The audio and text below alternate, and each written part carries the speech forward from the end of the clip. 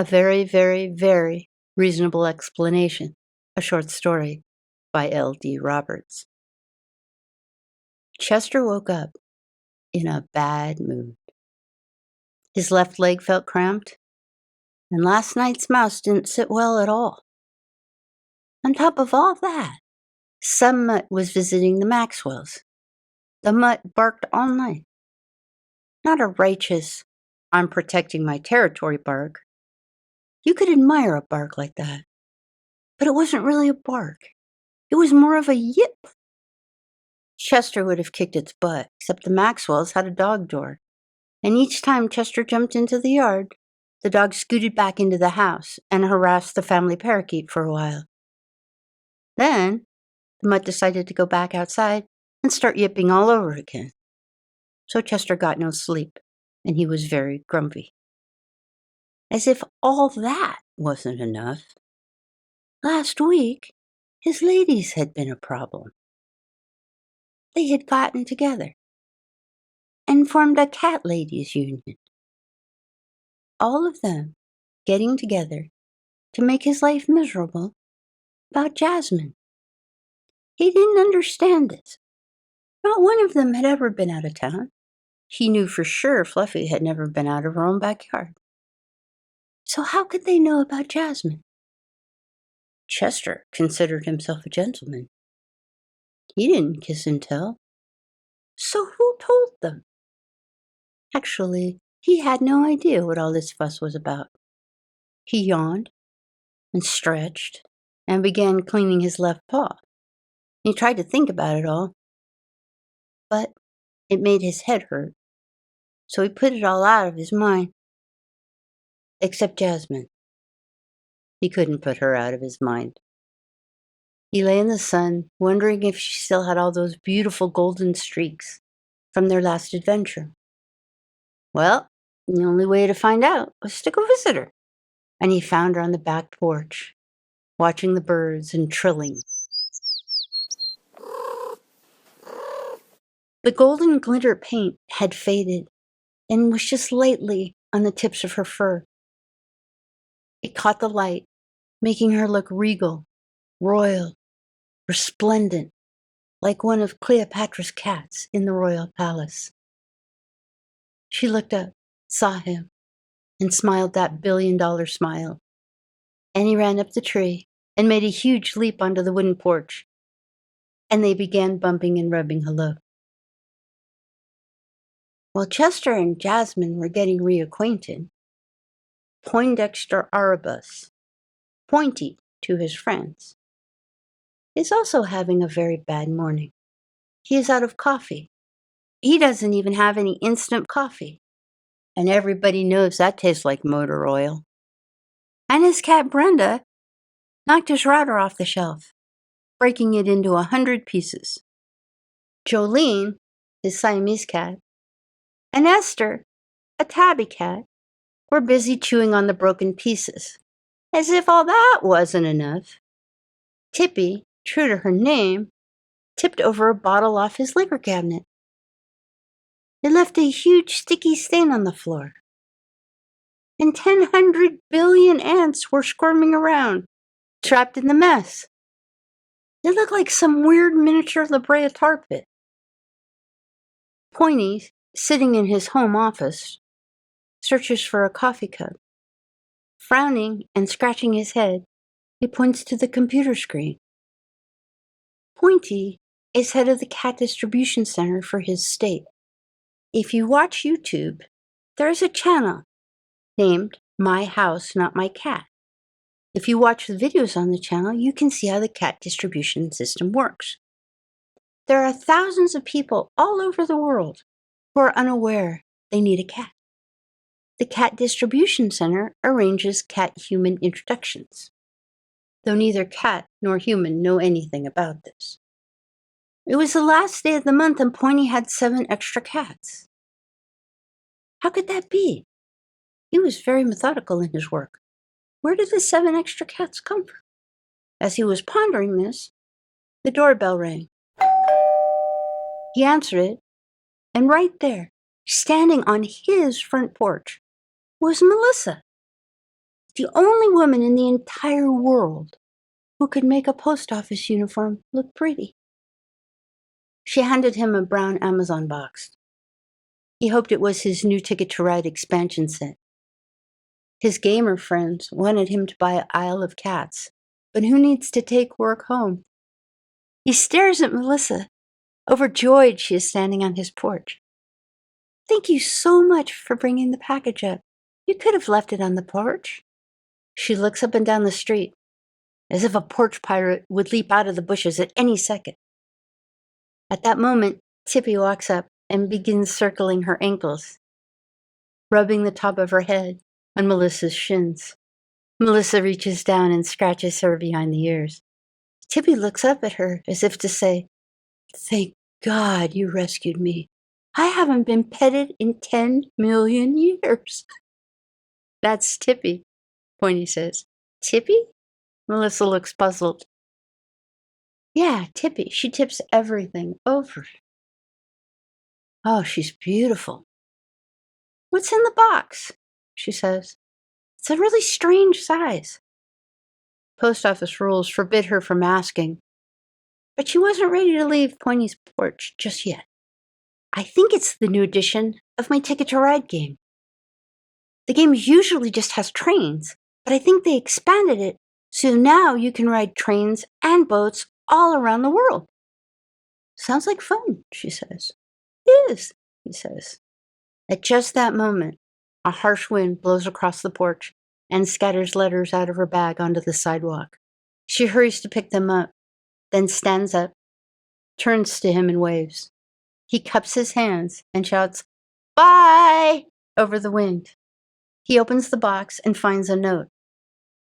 The note had been typed in all capital letters in bold font. Dear Mr. Poindexter Erebus, I am writing this letter to inform you that your package got misdirected and somehow landed in my post office. I am Alice Lanford, postmistress of this post office branch. The box was damaged, so I repackaged it and forwarded it to you. It is important that you understand I am not obligated to do this, but I take my job as postmistress very seriously.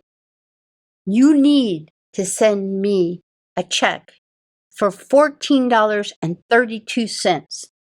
That check needs to go to Alice Lanford, P.O. Box 473. Do not put this note down on your kitchen table. Right now, go get your checkbook and write me a check. Right this minute, because if you don't do it right this minute, you will forget.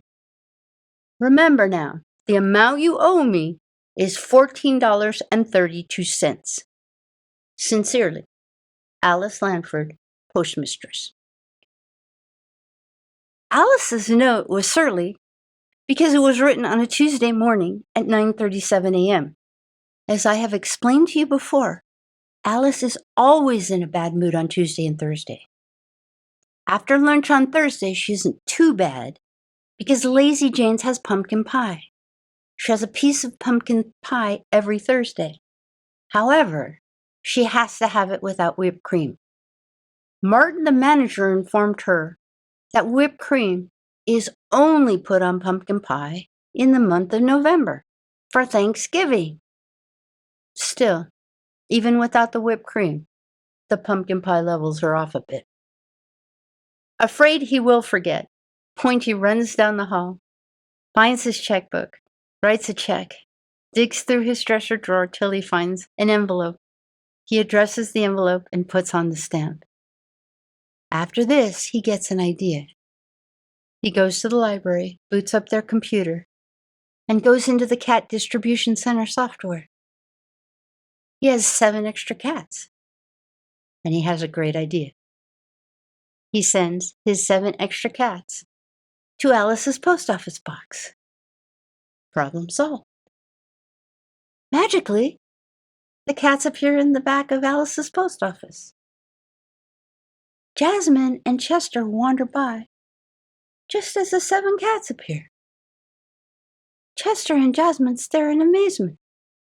There's a Norwegian forest cat, full of long, fluffy fur, a brown and white Siamese with brilliant blue eyes, a beige doll face with a flat face and huge eyes. International cats from everywhere in the world. These cats were in the cat distribution system because our owners had unwittingly named them something illegal.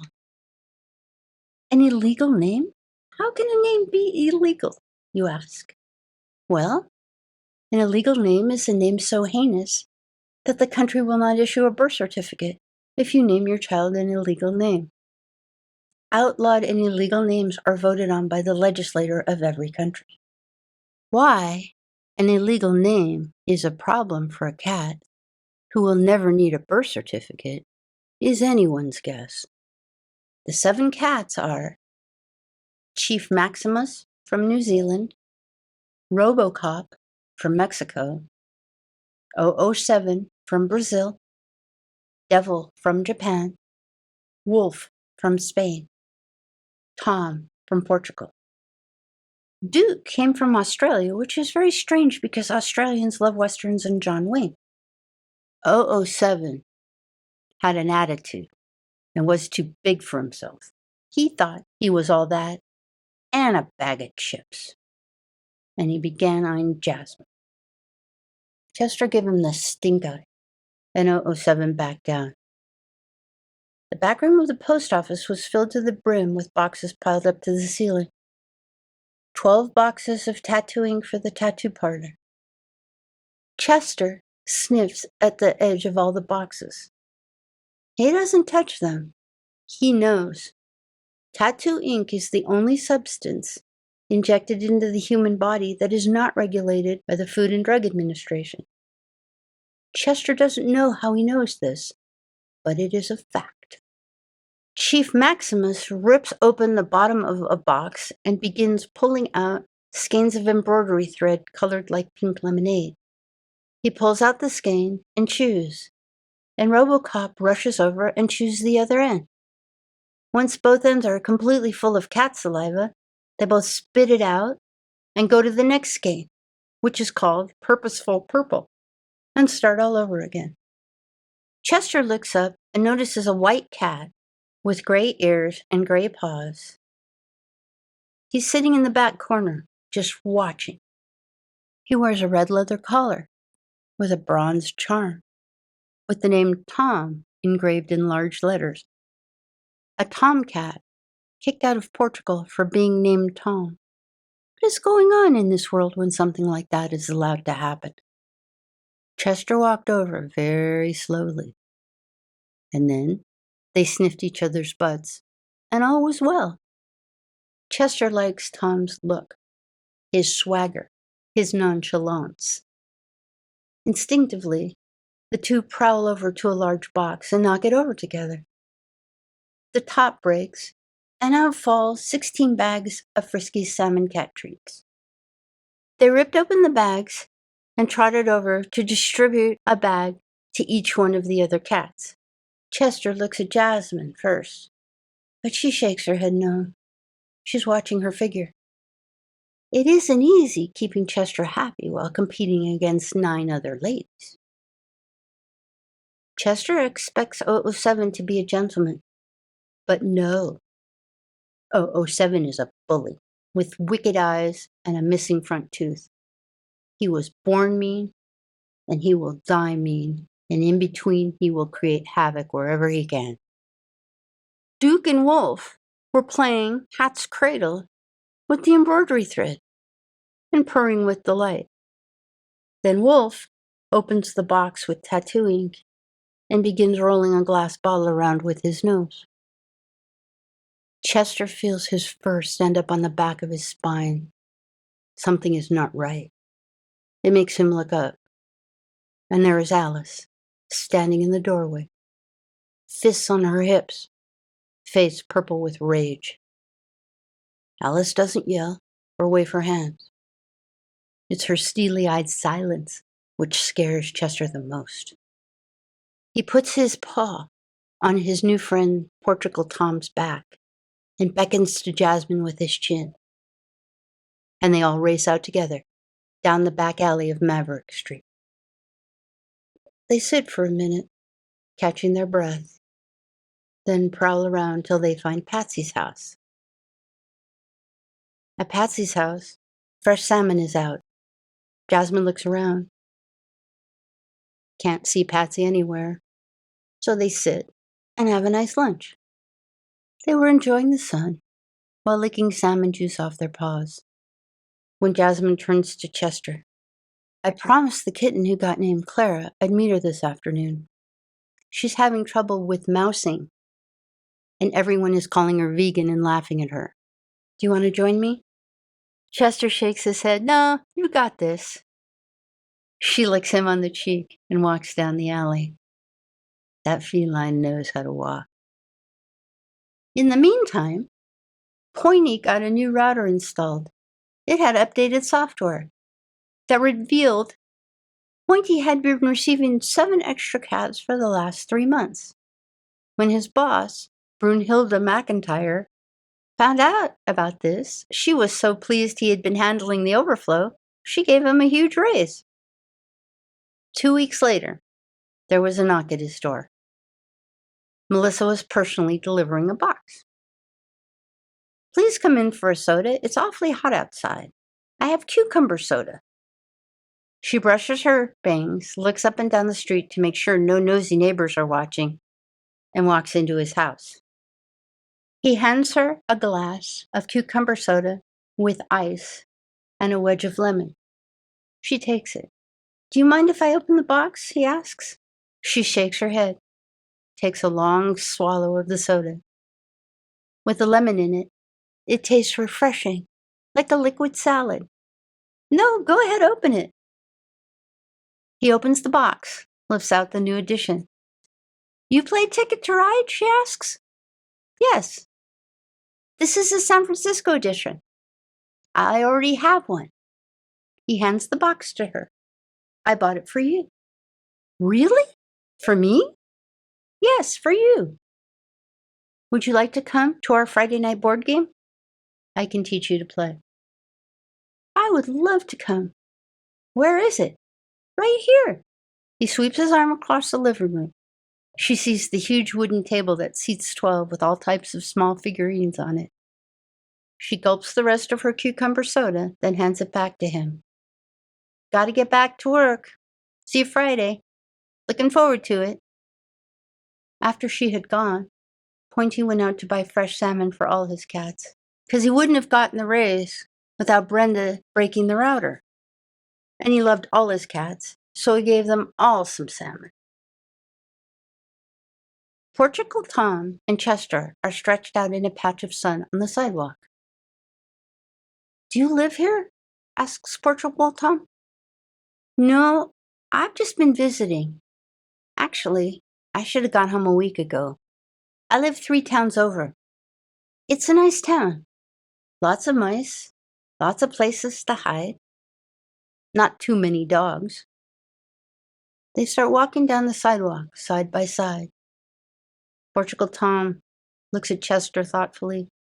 You know, I'm new here. Can you hook me up with some ladies? Chester smiles. You just follow me. I'll take care of everything, he says. Life has a way of working these things out.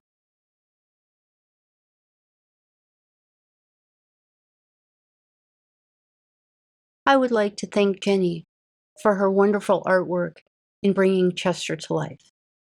Without her, Chester would not be what he is. If you enjoyed listening to my story, please hit like and subscribe and leave a comment so my team and I can continue to record these stories for your enjoyment.